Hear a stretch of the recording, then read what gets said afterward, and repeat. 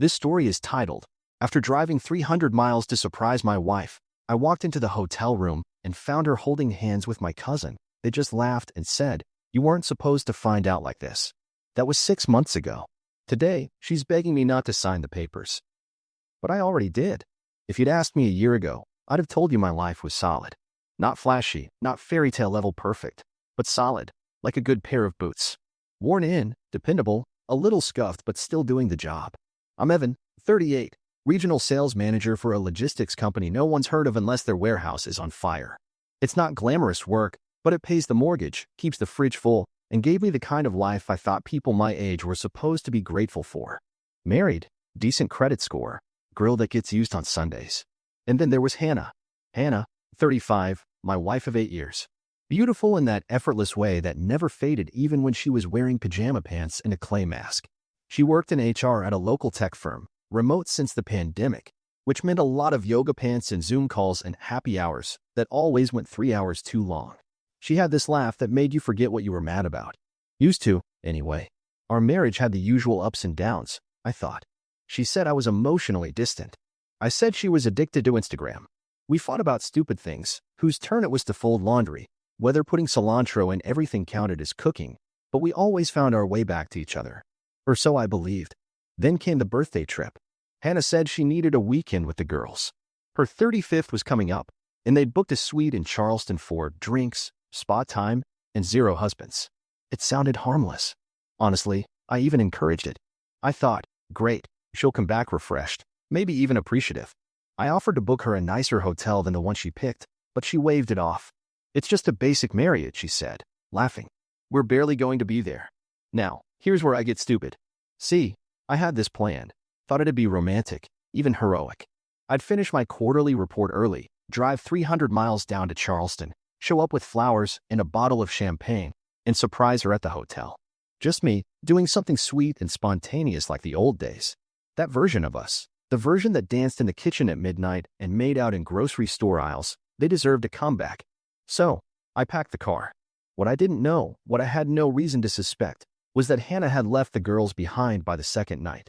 Turns out the birthday trip wasn't for her and the girls. It was for her and someone else. I didn't find that out until later. At the time, I was just excited. Driving across 2 states, mentally rehearsing my big surprise moment like some budget John Cusack. What I didn't realize was that while I was chasing this cinematic gesture, Hannah was having her own little movie moment, just in a very different genre, one with a much darker plot twist, and the worst possible co-star. But I didn't know any of that yet. Not until I opened the door to room 416. If I had known what was behind that door, I would have stopped at the Waffle House 3 blocks back, sat down with a greasy plate of hash browns, and had a long, slow panic attack over coffee instead. But I didn't know, not really. I was still flying high on the delusion that love conquers all. That flower's fixed distance. That surprises are romantic, not landmines. So I took the elevator up to the 4th floor of the Charleston Marriott, carrying a bouquet of sunflowers, her favorite, and a bottle of the overpriced sparkling rose she always said tasted like summer and bad decisions.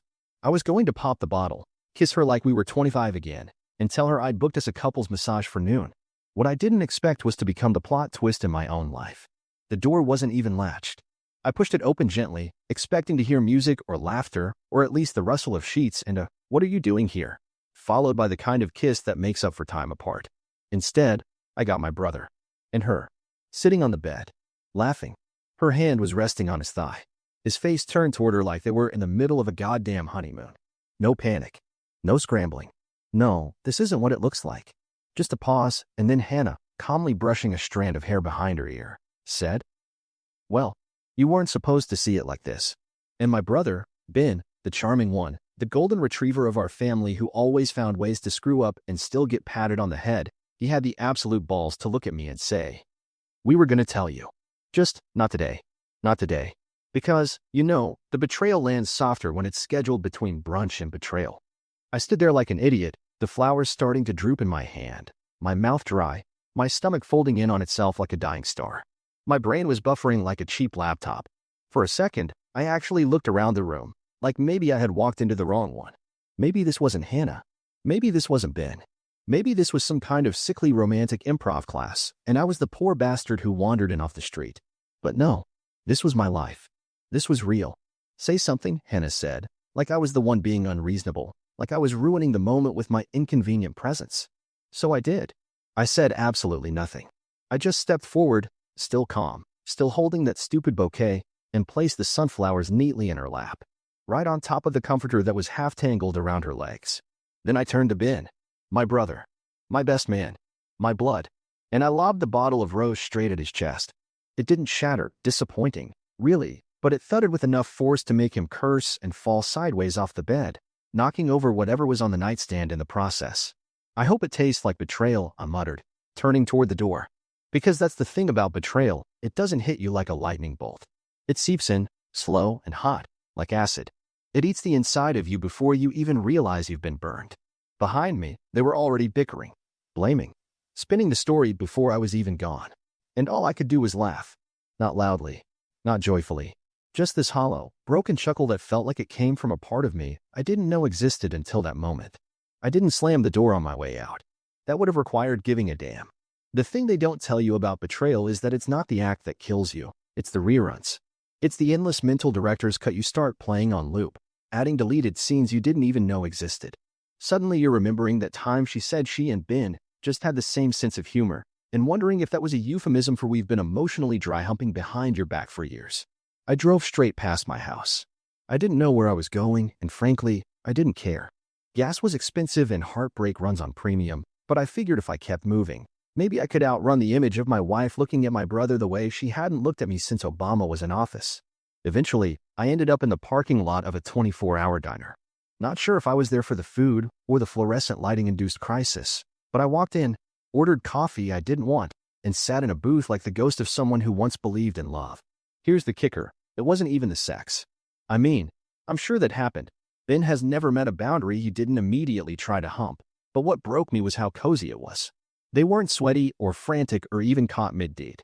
They were comfortable, like they'd been doing this for a while. Like I was the third wheel in my own marriage and the only one who didn't get the group chat. And it hit me. They're in a relationship. Like, a real one. With hand-holding and inside jokes and probably a shared Spotify playlist. That realization landed harder than the bottle I threw at his smug chest. Anyway, I was sitting there, rewatching every damn memory of the last year in HD, when my phone buzzed. It was a message from Hannah's best friend, Lena. We're not close, but we've made small talk over enough dinners and barbecues that I didn't immediately block her. The message? Hey. I didn't know how to tell you, but you should know this wasn't the first time. Plot twist, baby. Turns out Ben wasn't just the lead role in this melodrama, he was the sequel. Hannah had apparently dipped her toes in someone else's dating pool about 2 years ago. A coworker. That time it had just been emotional, which, in case you've never been married, is code for we dry humped the air between us so hard it had to file a restraining order. So now I'm sitting there, in this diner, with the waitress refilling my coffee like she's worried I'm going to unravel over the mozzarella sticks, reading this text that essentially says, "Congrats. Your marriage has been a group project, and you were the kid who brought snacks." And all I could think was, Jesus, Evan, you lost your wife to your brother, and it wasn't even her first offense? Honestly, the sex would have hurt less. Sex is primal. Dumb. A lapse in judgment. But emotional affairs? That's curated betrayal. That's Pinterest board infidelity. That's, I picked them over you and also changed our Netflix password. So I did what any normal adult would do in a crisis. I ordered waffles. And I started planning my next move.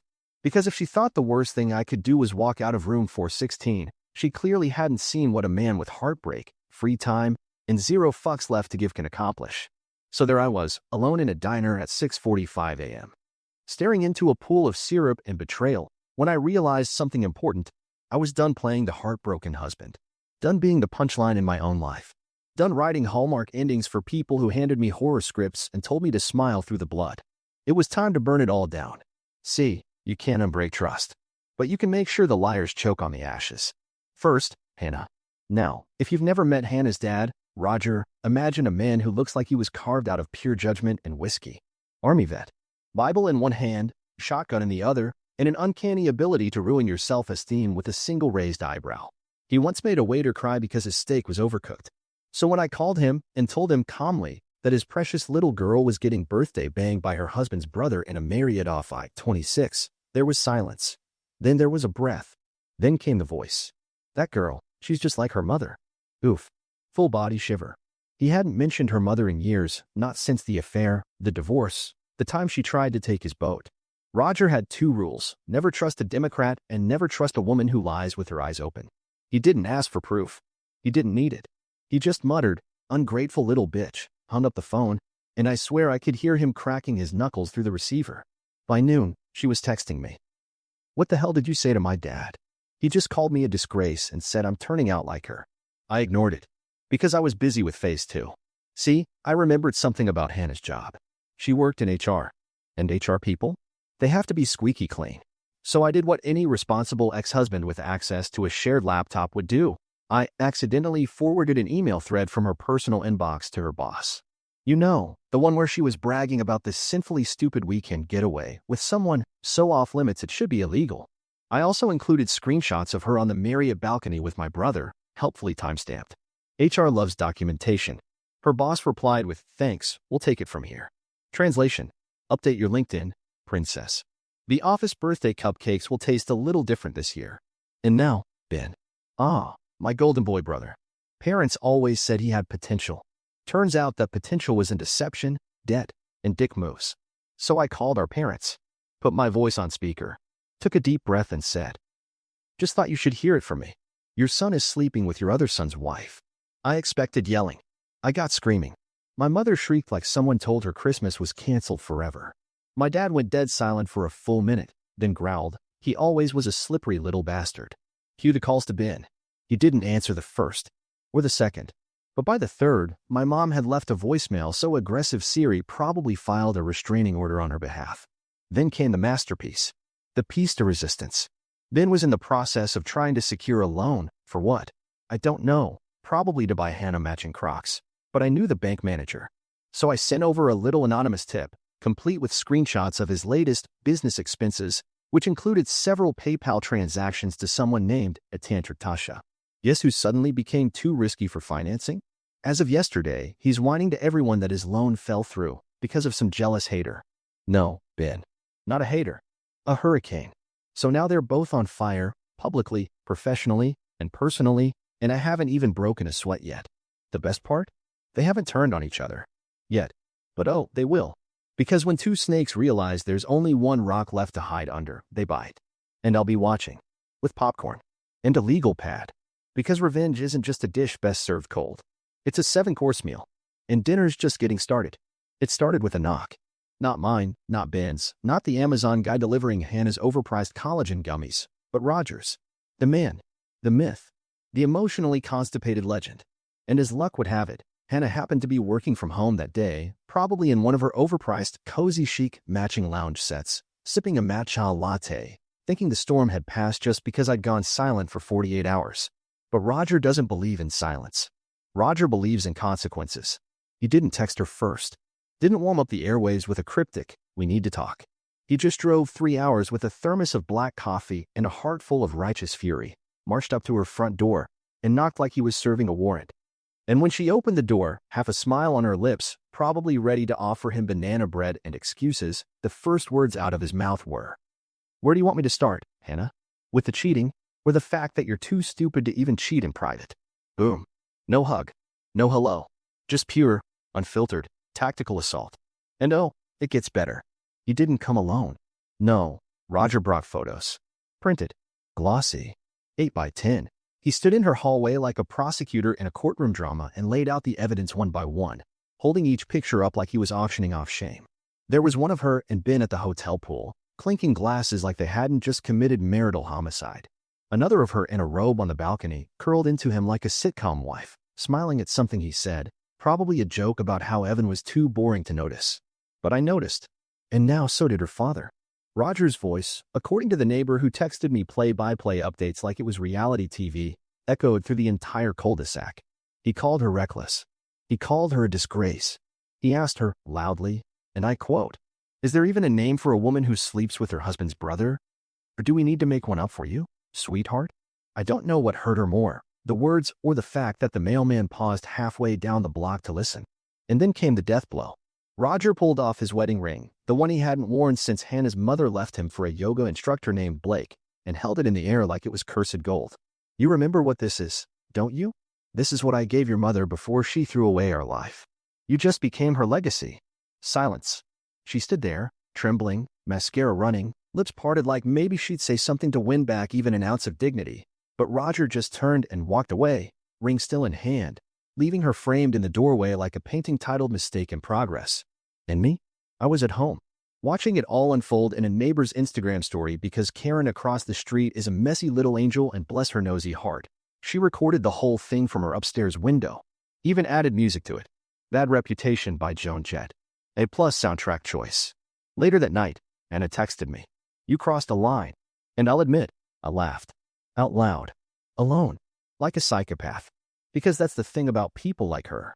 They'll lie, cheat, and bulldoze everything in their path, but the second you throw their own wreckage back at them, you become the problem. I didn't respond. I didn't have to. Her father had already said everything I wanted to scream and delivered it with the moral authority of a man who once buried his emotions with a shovel and 3 bottles of bourbon. Meanwhile, Ben? Radio silence.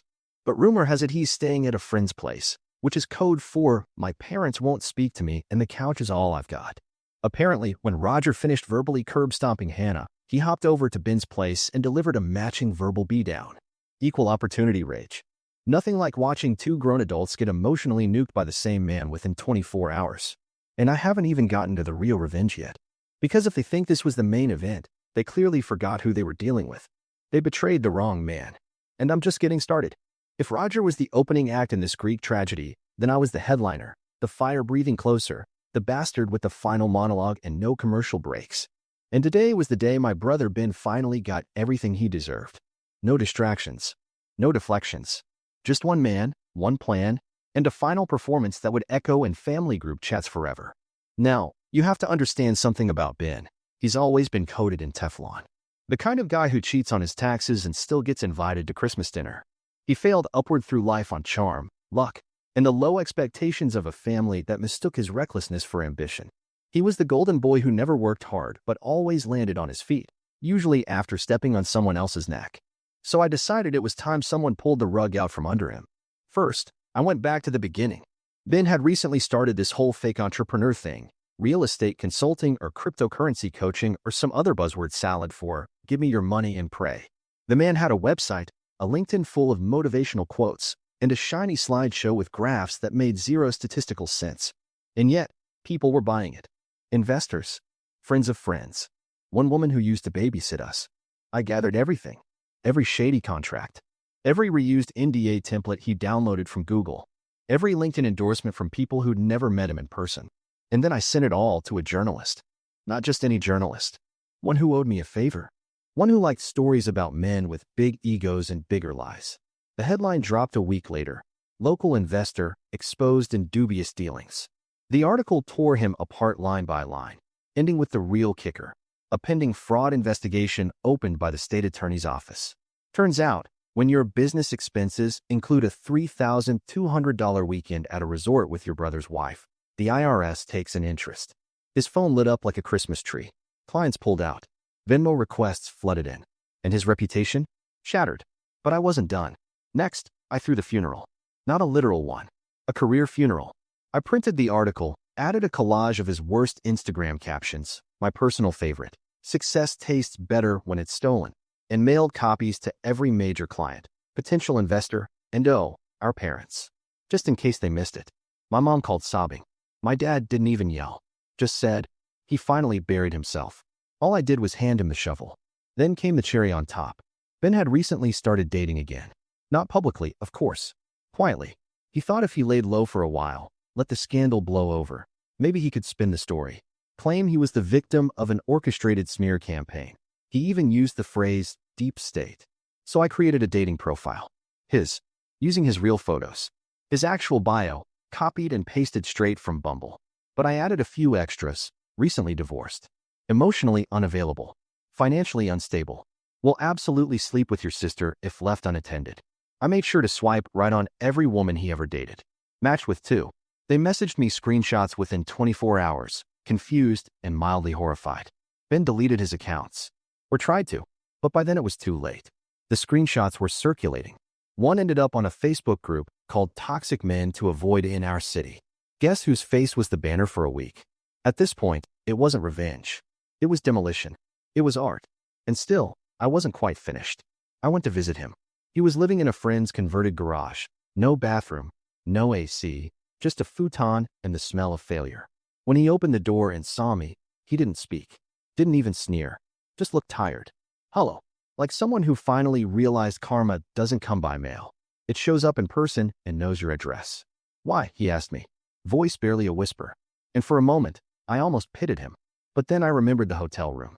The hand on my wife's thigh. The smirk. The line. You weren't supposed to find out like this. So I told him. Because you never said sorry. Because you never looked me in the eye and said, I broke something that wasn't mine to touch. You thought you could sweep it under the rug like every other screw-up you've ever made. But this time, Ben, I was the rug, and I finally pulled myself out.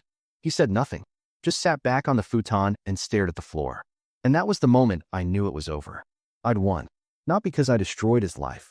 Not because he was broke or humiliated or socially radioactive. But because he finally saw himself the way the rest of us had for years. A small man in borrowed confidence, built on lies and pretty teeth. As I walked away, I didn't feel proud, or smug, or victorious. I felt clean, like I'd finally taken a shower after years of rolling around in someone else's filth. And Hannah? She's still texting, still calling. Her latest message says she misses the stability, which is rich coming from a woman who treated our marriage like a trampoline park. I haven't answered. I won't. She can have her chaos. Let her live in it. Let her drink it like wine and wonder why she always wakes up alone. I'm rebuilding. Quietly. With grace. But if I ever hear someone say revenge is beneath them, I'll offer them a chair. Because it's not beneath you. It's under you. It's what you stand on to rise. And Ben, if you're reading this, and I know you are, here's some free advice. Never screw over someone who pays attention. Because while you were too busy laughing in hotel beds, I was watching, remembering, writing the playbook. And now that the final page has turned, I leave you with this.